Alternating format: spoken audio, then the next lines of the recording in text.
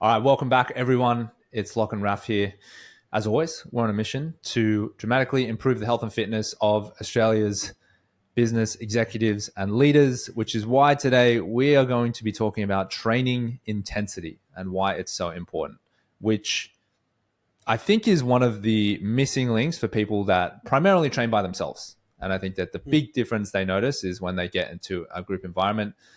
So today we're going to talk about that. How much does working with a trainer versus working with other people make a difference to your training and your results? How hard does one actually need to train to get maximum results? And then, of course, how hard is too hard? Is overtraining a real thing? Like, is there significant injury risk with training too intensely? And what's kind of that sweet spot where you kind of optimize for results? So kicking off with the first thing, it must be said, if you're a beginner, so beginner, I would consider basically you haven't really done anything for like 10 years. So you might have had an athletic history. You might have, been a great athlete in the past or trained at the gym a lot, but it's been 10 years now. The body's not done really anything challenging. So that would be a beginner or someone who's never done anything at all, right? Or maybe dabbled in some stuff over time and it's just never really consistently trained effectively for results. So when you're a beginner, that first kind of 6 to 12 months, like any intensity will do. Like if you just go into a gym, you start seeing results, right? So this intensity piece really starts to matter more the longer you've been training, kind of after that 6 or 12-month period. But yeah, in the beginning, like it's not when you're a beginner, because, all intensities are going to work well. There's not a huge, necessity to train very intensely because it's a better time to learn about your body, feel it out, learn how to train, like learn low intensity, learn moderate intensity, learn high intensity, not just max intensity straight away. It's better to kind of build that whole spectrum. And then it's like, okay, so now it really starts to matter in what we call like the intermediate phase. So like depending on how quickly you made progress, somewhere between like your first kind of 6 months to 2 years, I would say is like the intermediate phase. So starting with weight training, because most people listening to this are doing weight training. Intensity is measured by a few ways, but one metric that some people use is RPE, so your rate of perceived exertion. So a scale usually of 1 to 10, 10 being a maximal effort, 1 being a warm-up. You can use that, or what I like to use, which I think more people can apply, which is just taking the movement, whatever movement you're doing, to mechanical failure. So on a scale of like super easy to absolute failure, mechanical failure would be, so imagine you're doing like a deadlift, right? You're pulling a barbell off the floor. Most people have done that. Mechanical failure is when you break down good form, when you can't maintain good form anymore, but you may still squeeze out like 2 or 3 more reps, but with a harbor bridge back. That's once you break good form, that's it. The set should be over, because now you're pushing into like injury risk territory. So basically, I'd add, that's also, I think, why people find getting a trainer so good at the beginning. Because it's like hard to know if you have a harbor bridge back, right? So like stopping when the form breaks down, that's basically what the trainer does. Is they're watching and they're like, "Oh, stop now," and it's really helpful to actually have someone to tell you where to. Man, it's like someone standing outside when you reverse parking. Yeah, it just allows you to go a little bit further than you normally would, because you're like, they're watching. They're watching. I don't smash the car behind me. It's a bit like that with a trainer. And you might be going from terrible form to even worse form. You may not even be starting with good form. So that's also a good reason to get a trainer. So the optimal, so 0 to mechanical failure, right? Where is that? So where's the sweet spot in that? The science and the research tells us for maximum results, it's anywhere from 1 to 3 reps from that failure point. So, right. So say I'm doing a set of 10 is mechanical failure on, say, bench press. Anywhere from rep 7, 8, or 9 is kind of my optimal zone for results. Anything less than that, so reps 1 to 6, not really making much progress. You might just like be maintaining what you've got, but we want to get into the progress zone. And that's where you're really taxing the muscle, and that happens 1 to 3 reps from that failure point. So that's kind of your optimal zone for intensity when it comes to weights. I will say, I do think most people in a safe as possible manner, which is why it's very difficult to do on your own, is to take movements to failure when you're learning. And the reason I do that is because you do have to know what your limits are. And I think that when you always train by yourself, and this is something we hear a lot from, potential people that eventually become clients, prospects, is they just do like the same weights every single time they come to the gym. Oh yeah, it's kind of hard, but I kind of pick up the same weights every single time. And that's like the commonality of people that train by themselves. They just do the same weights over and over and over again. And, they might say, oh yeah, that was a hard set of 10, but they might have been able to do 20. And if they had a coach there pushing them, or they had like a training partner there pushing them, they might think they're pretty close to failure. You might be thinking, yeah, I take all my sets 1 to 3 reps from failure.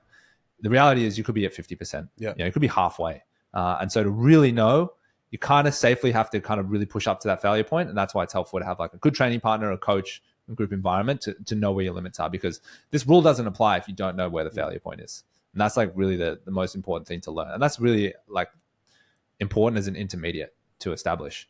Once you get advanced, like you've trained so hard for so long, you know what all your numbers are. I think like you basically can't get advanced without training hard. Exactly. So this is the process of getting out of that beginner stage, really. It's a scary process for people that haven't pushed to failure before, failing under a weight or failing with heavy weights. And so that's why, I would encourage people. It's basically the best way to get good at training is to get a training partner or to get a trainer. Oh yeah. It's the only way to advance. When I talk to someone, I was in the lift with them and they're like, oh yeah, I train 1 to 2 times a week. I'm like, okay, you could just train more. That's usually going to be the most beneficial thing. Yeah. But as soon as they say like, dude, I train 3 times a week, like every week, and then not where they want to be, it's a discussion around what they're doing in the gym and what intensity they're bringing to the session. It's almost never like, dude, you need to go to 8 sessions a week. Yeah. It's never it. It's like, I kind of know you're probably not pushing it very hard in the gym. Maybe you were at the start, you got away with that because you're more of a beginner. Now, yeah, you actually do have to kick it up. And, I remember when I was first starting out in CrossFit, like some of the stuff that people were doing in that gym completely shattered my belief system, or my glass ceiling of what I thought was possible for the human body. And seeing people do certain movements at certain weights, it completely made me think, all right, well, I'm definitely not training hard enough, because what that guy's doing is absolutely crazy. I didn't even know people could do that. Years later, I was doing those things and more. But I think that's always the benefit of training in a group or training with a trainer, is you start to learn, okay, I'm way more capable than what I initially thought. Like most people are only like the tip of the iceberg of what their body can actually do. There are so many clients that we've had in the gym that started with us, back in 2021. They're now benching the dumbbells up to, 45, 50 kilos.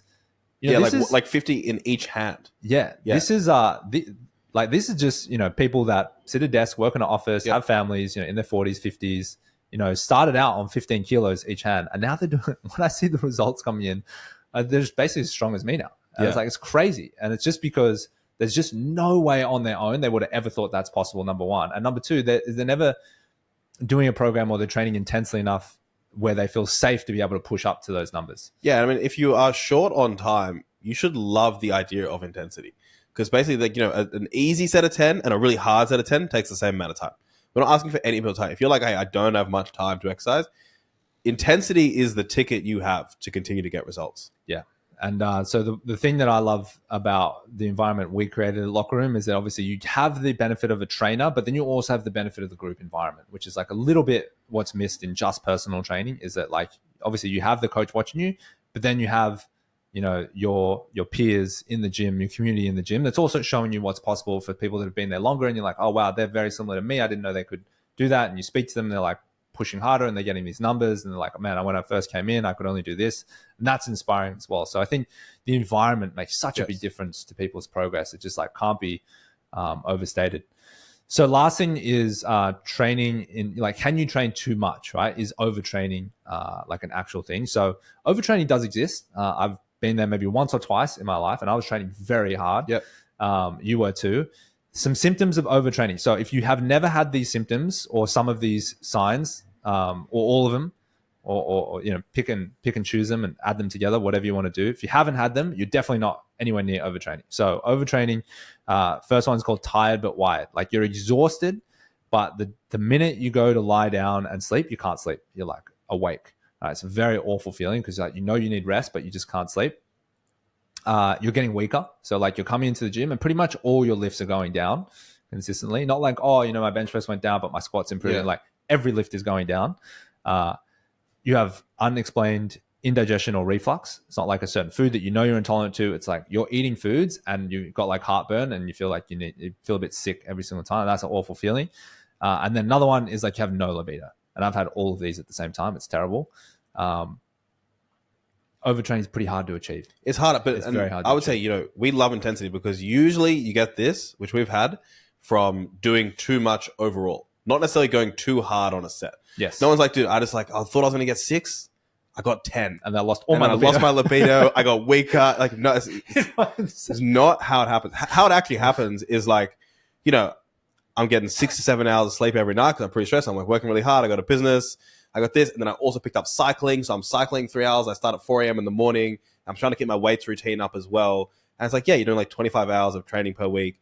You get, less than 6 to 7 hours, 4 or 5 hours sleep. 4 or 5 hours sleep. So like you just overall totally under recovered. Your nutrition, you're under eating. That's when usually you'd fall into this. Or your sleep's pretty good, but you're just training so much, like double days every single day.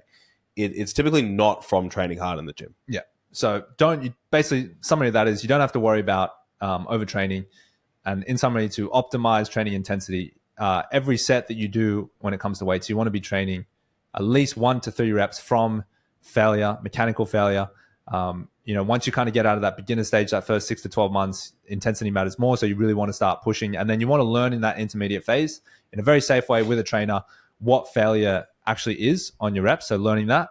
And then last thing is you also just want to, have a training partner, have a coach, have a trainer, get into an environment that's going to push you and you'll get much better results. So guys, as always, thanks so much for tuning in. Hope you enjoyed this episode and we'll speak to you all soon.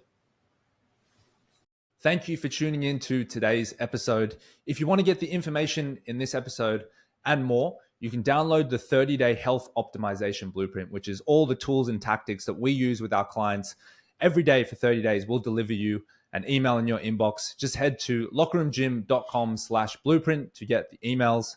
That's lockerroomgym.com/blueprint.